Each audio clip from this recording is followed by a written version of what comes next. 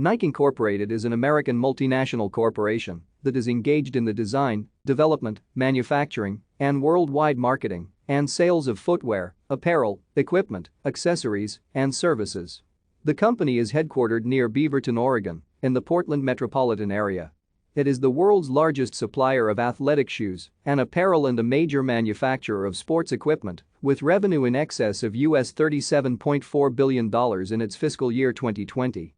As of 2020, it employed 76,700 people worldwide. In 2020, the brand alone was valued in excess of $32 billion, making it the most valuable brand among sports businesses.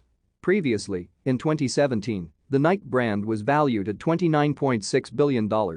Nike ranked 89th in the 2018 Fortune 500 list of the largest United States corporations by total revenue.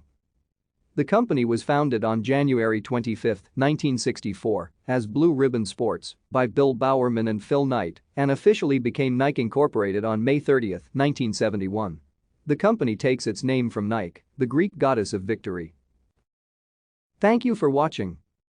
Like and subscribe if you would like to view more of our videos. Have a nice day.